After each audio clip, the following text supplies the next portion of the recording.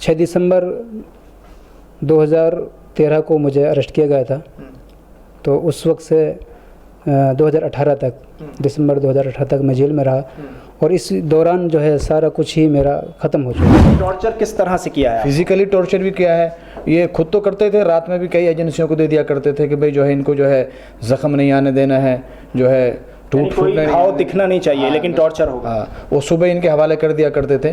तो ऐसा टॉर्चर हुआ करता था कि और कई चीज़ें तो ऐसी हैं जो मैं है मीडिया पर माइक में नहीं बता सकता, वो घिनौनी बातें हैं। जो हम लोग कहते हैं कि यूएपीए का कानून जो गलत है वो ये है कि इस तरह के केस में जिसमें जज साहब ने खुद ये कहा अपनी जजमेंट में कि पुलिस जो स्पेशल सेल है दिल्ली पुलिस की वो पूरी तरीके से नाकाम फेल हो गई, बुरी तरीके से फेल हो गई। एक तरह से ये झूठा मुकदमा और हम इतना बदनाम कर देगा कि ये पाकिस्तान गए, वहाँ गए, ये थे वो थे, तो कौम तो इस मानने पे मजबूर होगी कि भाई कुछ न कुछ तो होगा इतना का। तो ये है सबसे बड़ा जो कसूर था, जो हमसे जो कम्युनिटी की नज़र में जो हम बदनाम हुए। उन्होंने ये बताया कि बेटा तुम्हारी वजह से जो है ना हमारी पूरी जो एक समाज में एक जो इज़्ज़त थी और जो लोग हमें जो है सलाम कलाम किया करते थे वो सब कुछ बंद हो चुका है। लोग हमारे पास मिलने भी नहीं आते, हम जब रास्ते से चलते हैं तो लोग कमेंट्स करते हैं और जो है बहुत भारी टॉर्चर होता है। और आज भी जो है वालिद साहब कहीं रुकते नहीं हैं, वो सीधे कहीं जाते हैं सीधे वापस आ जाते हैं कि बरी तो ये हो गए। लेकिन जब तक हम जो इनके 9 साल ख़राब हो गए, जो इनके करोड़ों रुपए का नुकसान हो गया, और नुकसान सबसे छोटा पैसों का नुकसान है, उससे भी बड़ा नुकसान ये है कि इनकी रेपुटेशन, इनके परिवार की रेपुटेशन, इनकी खुद की रेपुटेशन, इनके घर वाले लोग सदमे से, इस झटके से कितने लोग बीमार हो के अल्लाह को प्यारे हो गए।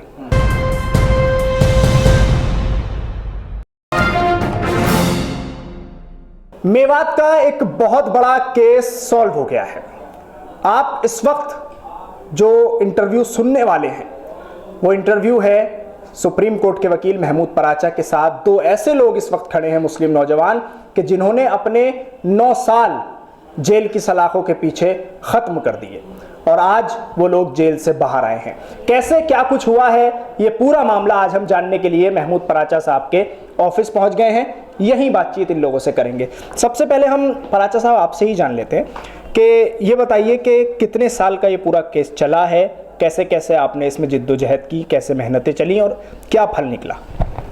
देखिए, फल तो क्या निकलेगा, नुकसान ही हुआ इन लोगों का।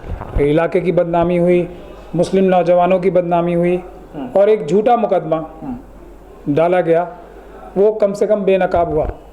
ये बहुत ही अल्लाह का एहसान और करम है। इस तरह के केसेस में लोग 20 साल से अंदर है। 9 साल भी वो बहुत तवील अरसा होता है, लेकिन शाहिद साहब की किस्मत जो अल्लाह ताला ने, इनकी 5.5 साल में ही ज़मानत हो गई थी और राशिद साहब की किसी वजह से नहीं हो पाई, तो केस ही बरी हुआ। जब तो एक तो सबसे बड़ी बात इसमें ये है कि जो हम लोग कहते हैं कि यूएपीए का कानून जो गलत है वो ये है कि इस तरह के केस में जिसमें जज साहब ने खुद ये कहा अपनी जजमेंट में कि पुलिस जो स्पेशल सेल है दिल्ली पुलिस की वो पूरी तरीके से नाकाम फेल हो गई, बुरी तरीके से फेल हो गई। एक तरह से ये झूठा मुकदमा है। तो ऐसे मुकदमे में भी 9 साल तक ज़मानत ना होना लोगों की, ये है सबसे बड़ा जो गलत काम है इन केसेस में। लेकिन जो अहम बात इसमें यह है कि जो एक साजिश के तहत जो मनुवादी ताकतें हैं, आरएसएस के लोग हैं, जो ज़ायनिस्ट फोर्सेस हैं इजराइल में बैठी, वो भारत के ख़िलाफ़ भी एक बड़ी साजिश कर रहे हैं कि भारत में मुस्लिम कम्युनिटी के लोग, SC ST कम्युनिटी के लोग और दूसरी माइनॉरिटी जिसमें क्रिश्चियन और सिख हैं, वो आतंकवाद की घटनाओं में लिप्त रहते हैं। ये भारत के ख़िलाफ़ एक बड़ी साजिश है, क्योंकि इतने सारे झूठे मुकदमे जो लगाए जाते हैं आतंकवाद के, उससे एक ऐसा माहौल बनता है कि भारत के अंदर अफरा तफरी का माहौल है और यहाँ पे आतंकवाद बहुत होता है, तो लोग भारत में इन्वेस्ट करने से डरेंगे, इन्वेस्टमेंट कम होगी। लेकिन ये तो झूठे मुकदमे हैं और हमारी खुद पुलिस की एजेंसीज ये झूठे मुकदमे बनवाती हैं अपने राजनीतिक आकाओं के कहने पे, तो ये देश के खिलाफ कितनी बड़ी साजिश है। लेकिन इससे एक चीज़ और भी समझ में आती है कि चाहे कितना भी मुश्किल माहौल हो, चाहे कितने भी हालात ख़राब हो, भारत का संविधान और कानून जो है वो अब भी मुश्किल हालात में भी न्याय दिलाने के काबिल है और न्याय दिला सकता है। तो कानून में और संविधान में आस्था हम लोगों की नहीं छूटनी चाहिए। मनुवादी कितनी भी कोशिश कर लें कि हम हिंदू राष्ट्र बनाएंगे, मनुस्मृति लाएंगे, हमारा संविधान आज भी हमें न्याय दिलाने की के लिए काबिल है, भले ही देर से सही। लेकिन अब इसमें अहम बात यह है कि ये तो एक कार्रवाई होगी। ये केस जीतने के बाद भी मैं दोबारा अपनी बात को रिपीट करना चाहता हूँ कि ये इस तरह की जो नाइंसाफ़ी हो रही है, जितने भी केसेस मुकदमे हो रहे हैं, 20% फ़ायदा या रिलीफ मिलेगी अदालतों से, 80% मिलेगा पीसफुल प्रोटेस्ट से। क्या इस चीज़ के लिए भी कि मुस्लिम नौजवानों को इस तरह से बेगुनाहों को फंसाया जा रहा है, एक बड़ा पीसफुल प्रोटेस्ट पूरे मुल्क में शेड्यूल कास्ट के लोगों को फंसाया जा रहा है, झूठे नक्सल केसेस में क्रिश्चियंस को फंसाया जा रहा है, सिख्स को फंसाया जा रहा है, शेड्यूल ट्राइब के लोगों को फंसाया जा रहा है, क्या एक बड़ा पीसफुल आंदोलन नहीं होना चाहिए कि इस तरह के झूठे मुकदमे लगाना बंद होना चाहिए? पूरे इलाकों को, पूरी कम्युनिटीज़ को जो बदनाम किया जाता है, ये बदनामी बंद होनी चाहिए। तो अब भी 80% रिलीफ जो मिलेगा पीसफुल प्रोटेस्ट से ही मिलेगा। अब दूसरी बात पे आते हैं हम कि बरी तो ये हो गए, लेकिन जब तक हम जो इनके 9 साल ख़राब हो गए, जो इनके करोड़ों रुपए का नुकसान हो गया, और नुकसान सबसे छोटा पैसों का नुकसान है, उससे भी बड़ा नुकसान ये है कि इनकी रेपुटेशन, इनके परिवार की रेपुटेशन, इनकी खुद की रेपुटेशन, इनके घर वाले लोग सदमे से, इस झटके से कितने लोग बीमार हो के अल्लाह को प्यारे हो गए, इसकी भरपाई तो दुनिया में कोई नहीं कर सकता। लेकिन जो पैसे का नुकसान हुआ है, कम से कम वो अब हम केस डालेंगे 10-10 करोड़ का दोनों की तरफ से कि इनको कम से कम 10 करोड़ की कॉम्पनसेशन मिलनी चाहिए कि इतना बड़ा झूठा मुकदमा इनके ऊपर लगाया गया। अब मेवात की जो पूरी एरिया को बदनाम करने की कोशिश की गई थी, वो मैं मेवात की कम्युनिटी के ऊपर छोड़ता हूँ, वहाँ की क़यादत पे छोड़ता हूँ कि क्या मेवात के लोग पूरे मिल के भी एक केस लगाना चाहेंगे, और वो कम से कम 100-200 करोड़ का होना चाहिए कि पूरी मेवात को बदनाम करने की साजिश की गई। ठीक है, अब जान लेते हैं आपसे, क्या नाम है आपका? मोहम्मद राशिद है। राशिद साहब, क्या कहकर आपको गिरफ्तार किया गया था? जब मुझे इन्होंने अरेस्ट किया था तो कहने लगे कि हमें किसी लड़की को जो भाग गई है उसके बारे में इन्वेस्टिगेशन करनी है, तो ये जो है हमें लेके आए थे। और उसके बाद में इन्होंने कुछ नहीं पूछा, बस टॉर्चर पर टॉर्चर करते रहे, और तकरीबन 1 महीना इन्होंने अंडर कस्टडी रखा सर। टॉर्चर किस तरह से किया है? फिजिकली टॉर्चर भी किया है, ये खुद तो करते थे, रात में भी कई एजेंसियों को दे दिया करते थे कि भाई जो है इनको जो है ज़ख्म नहीं आने देना है, जो है टूट फूट घाव दिखना नहीं चाहिए, लेकिन टॉर्चर होगा। हाँ, वो सुबह इनके हवाले कर दिया करते थे। तो ऐसा टॉर्चर हुआ करता था कि, और कई चीज़ें तो ऐसी हैं जो मैं वह मीडिया पर माइक में नहीं बता सकता, वो घिनौनी बातें हैं, तो वो नहीं अल्फाज नहीं है उनके लिए सर। कहते क्या थे आपसे? बस वही कहते थे कि भाई जो है हमारे ऊपर प्रेशर है, पॉलिटिकल प्रेशर है, और आप 2-4 महीने में चले जाओगे, समझो कि तुम जमात में चले गए अपनी वाली में जो जमात जाती है, और तुम निकल जाओगे, और हमारे ऊपर बहुत प्रेशर है।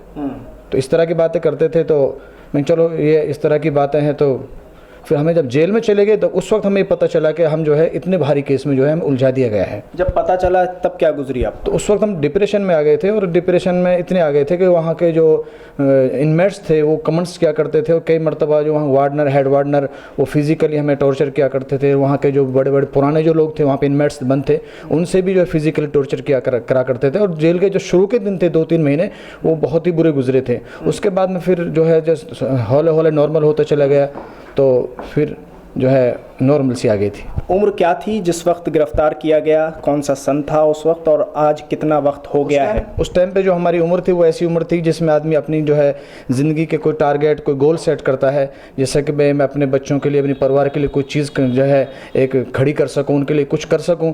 तो वो सारी ज़िंदगी मेरी जेल की सलाखों के अंदर चली गई थी, और इस वक्त मैं जो है 40 के करीब पहुँच रहा हूँ, और ये रिटायरमेंट की जो है उम्र होती है तकरीबन। तो मैं अब क्या कर सकता हूँ? इतना ही कर सकता हूँ कि जो है उनके पेट पालने के लिए कुछ कर सकता हूँ, बहुत बड़ा कोई गोल सेट नहीं कर सकता। परिवार का क्या हाल रहा इस बीच? बातचीत बाद में आकर हुई होगी, क्या गुजरा उस वक्त? सवाल आपका दुरुस्त है, लेकिन अगर आप ये कहेंगे 9 साल के बाद आप आए हैं, आपका परिवार कैसा रहा, तो जाहिर बात है कि इतने दहाइयों के बाद में अगर आदमी परिवार में पहुंचता है, शायद उसके घर की ईंटें भी नहीं मिलेंगी। और यही मेरे साथ में, मेरे पास मेरा घर भी नहीं है अभी भी मुझे रहने के लिए, और मेरे वालिद साहब के जो कुछ था, जो कमाने खाने का, वो सब ख़त्म हो चुका है, मेरी ही वजह से हो गया था सब कुछ। जब आप मिले होंगे तब उन लोगों ने बताया भी होगा आपको ना, मैं इसलिए पूछ रहा हूँ कि भाई उन लोगों पर क्या उस वक्त गुजरी जब आप चले गए, और उसके बाद का जो पूरा पीरियड था, आप लोगों की बातचीत आने के बाद जो हुई होगी? उन्होंने ये बताया कि बेटा तुम्हारी वजह से जो है ना हमारी पूरी जो एक समाज में एक जो इज़्ज़त थी और जो लोग हमें जो है सलाम कलाम किया करते थे वो सब कुछ बंद हो चुका है। लोग हमारे पास मिलने भी नहीं आते, हम जब रास्ते से चलते हैं तो लोग कमेंट्स करते हैं और जो है बहुत भारी टॉर्चर होता है। और आज भी जो है वालिद साहब कहीं रुकते नहीं हैं, वो सीधे कहीं जाते हैं, सीधे वापस आ जाते हैं। ऐसे न जाने कितने मुस्लिम नौजवान होंगे पराचा साहब, और ये जो बात कह रहे हैं कि लोगों ने सलाम कलाम करना भी बंद कर दिया, तो ये तो कम्युनिटी पर भी एक तरह से ना सवाल है कि भाई क्यों ऐसा, क्यों आपने भी क्यों मान लिया कि ये आतंकवादी हैं? भाई वो तो मान रहे हैं, आप क्यों मान रहे हैं? इसमें भी हमारी, मैं फिर वही बात कहूँगा, बड़ी तंजीमों की गलती है। इसमें केस क्या था? देखिए, सबसे पहले तो ये समझिए कि ये जावेद बलूची नाम का कोई बड़ा आतंकवादी है, उसकी बातचीत कुछ मेवात के लोगों से राजस्थान और हरियाणा के नंबरों से की गई, रिकॉर्ड की, और आईबी ने वो स्पेशल सेल को दी। अब जब जज साहब ने केस मुकदमा ख़त्म हुआ 9 साल बाद, तो ये फाइंडिंग दी है कि कोई भी जावेद बलूची नाम का आदमी नहीं है, टेररिस्ट तो भूल जाइए, और इन लोगों का कोई भी ताल्लुक किसी भी टेररिस्ट एक्टिविटी से नहीं है, ना इनका कोई लश्कर तैयबा से ताल्लुक है। ये फाइंडिंग जब आती है तो इतना बड़ा झूठा इल्ज़ाम लगाएं तो हमारी कम्युनिटीज़ की गलती है ना। मैं वही कह रहा हूँ ना, 80% तो अब प्रोटेस्ट होने चाहिए ना इस केस के बाद, कि ये झूठे इल्ज़ाम लगाने बंद हों और इनको बड़े लेवल पे कॉम्पनसेशन मिले, और इस तरह की जो पुलिस के ऑफिसर्स गलत कार्रवाई करते हैं उनके खिलाफ सख्त से सख्त कार्रवाई हो, उनको प्रमोशंस ना मिले, आउट ऑफ टर्न जो प्रमोशन मिलते हैं। ठीक है, आपका क्या नाम है? मेरा नाम मोहम्मद शाहिद है। कितने साल आप जेल में रहे और क्या कुछ उस वक्त हुआ, बहुत शॉर्ट में हम जानना चाहते हैं। सर मैं तकरीबन 5.5 साल जेल में रहा और 3.5 साल तक तकरीबन मैं तारीखों पे आता रहा। 9 साल करीब ये इस वक्त गुजरा है। तो 6 दिसंबर 2013 को मुझे अरेस्ट किया गया था। तो उस वक्त से 2018 तक, दिसंबर 2018 तक मैं जेल में रहा, और इस दौरान जो है सारा कुछ ही मेरा ख़त्म हो चुका। घर परिवार बच्चे सब कुछ बदल चुका है।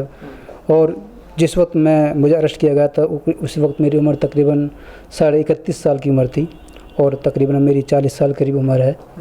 तो ये वक्त होता है जो बच्चों के लिए आदमी कुछ करने के उसमें होता है, एक टारगेट सेट करता है, लेकिन जो कीमती वक्त था वो जेल के अंदर गुजारा। और उसके बाद में इज़्ज़त भी चली गई, माल भी बर्बाद हुआ, पैसा बर्बाद हुआ, वक्त बर्बाद हुआ, लेकिन इन सब की ना परवाह ना करते हुए सबसे बड़ी इज़्ज़त होती है जिसके लिए आदमी सारी ज़िंदगी जो है जीना चाहता है। टॉर्चर किस तरह से किया? हर तरीके से टॉर्चर करते हैं सर, क्या बताएं, क्योंकि कोई फ़ायदा तो है नहीं इतना। अब तो यही चाहते हैं कि इसमें सर ने जो बहुत ज़्यादा मेहनत की है सर ने पहले दिन से ही, तो हम तो यही चाहेंगे कि जिन्होंने हमें नाजायज़ फंसाया तो उनको भी कानून के खटकड़े में खड़ा करा जाए। और एक मैं ये चीज़ कहूँगा, जज साहिबान से अर्ज़ करूँगा कि मेरी अगर 60 साल की नफिल इबादत से उनका एक दिन का अदल, एक दिन का इंसाफ जो है किसी भी बंदे के लिए उससे कहीं अफजल है। अगर मैं 60 साल तक सजदे में पड़ा रहूं और अदल जज साहब एक दिन जो है इंसाफ कर दे किसी के साथ भी, तो वो 60 साल की अफजल है उसकी एक दिन का इंसाफ। और ये जो अदालतों की जो सुस्त रवि है, यानी इतनी देर 10 साल लग जाते हैं किसी छोटे से मुकदमे को जो है सेलेक्ट करने में, तो इसको भी जो है इसमें तब्दीली की ज़रूरत है। बहुत लोग ऐसे हैं जो इंतज़ार कर रहे हैं, जिनका घर परिवार वाले इंतज़ार कर रहे हैं, और वो जो मुजरिम नहीं है, वो फ़िलहाल मुलजिम है लेकिन मुजरिम नहीं है। क्योंकि और इसमें एक चीज़ ये है कि आपने जो कहा कि कौम, तो क्योंकि मीडिया ट्रायल होता है, इसमें हमारा 2 महीने तक मीडिया ट्रायल हुआ और हम इतना बदनाम कर देगा कि ये पाकिस्तान गए, वहाँ गए, ये थे वो थे, तो कौम तो इस मानने पे मजबूर होगी कि भाई कुछ न कुछ तो होगा इतना का। तो ये है सबसे बड़ा जो कसूर था, जो हमसे जो कम्युनिटी की नज़र जो हम बदनाम हुए। दिया गया कि आपको हाँ जी। तो ये मेवात के 2 मुस्लिम नौजवान थे कि जिनकी कहानी आपने उनकी ही ज़बानी सुनी है कि किस तरह से जेल में उनके साथ टॉर्चर हुआ और 9 साल किस तरह से बर्बाद कर दिए गए। अब इनका साफ तौर पर कहना है कि अब हम आगे क्या करेंगे, कैसे ज़िंदगी गुजारेंगे, अब कुछ नहीं पता है। दिल्ली से न्यूज़ मैक्स के लिए कैमरा पर्सन नाजिम के साथ साहिल नकवी।